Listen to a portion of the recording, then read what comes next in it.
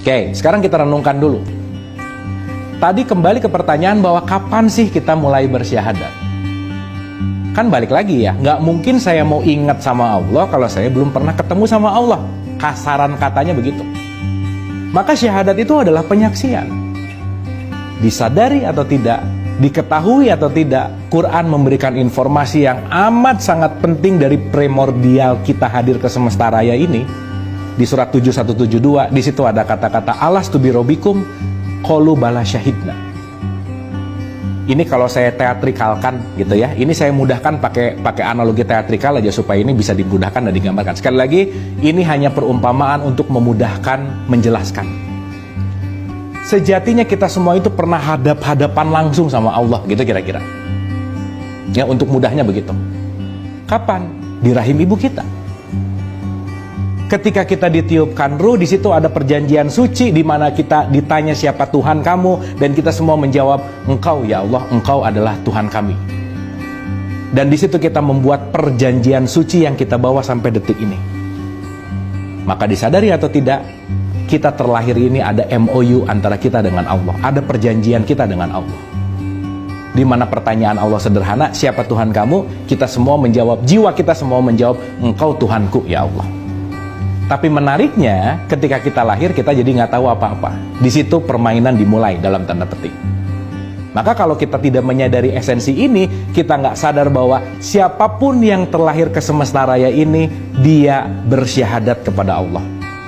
Karena semuanya pasti melalui perjanjian suci, pasti melalui MOU, pasti melalui hadap-hadapan langsung dalam tanda petik dengan Allah. Kenapa? Quran memberikan informasi seperti itu, di mana itu terjadi di rahim ibu kita masing-masing.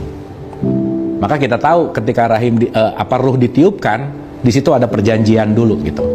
Dan nanti kita harus tahu isi perjanjiannya apa. Karena begitu kita tahu isi perjanjiannya, berarti kita mengenal diri kita, mengenal Allah. Dan kita hidup ini sebetulnya menjaga perjanjian itu dengan Allah. Itu esensi dari syahadat. Kenapa? Asyhadu alla ilaha illallah. Aku bersaksi tidak ada Tuhan selain Allah. Apa bedanya? Jadi aku bersaksi tidak ada yang akan mendominasi diriku kecuali Allah. Karena kan Tuhan itu bisa ada dua. Tuhan yang menciptakan kita adalah Allah, dan Tuhan-Tuhan yang kita ciptakan, mau itu harta, mau itu jabatan, mau itu kepintaran, mau itu ego, itu bisa menjadi Tuhan. Minimal orang Islam sehari semalam itu bersyahadat itu minimal itu diulang-ulang dalam setiap sholat. Subuh ada syahadatnya pasti tuh di rakaat terakhirnya.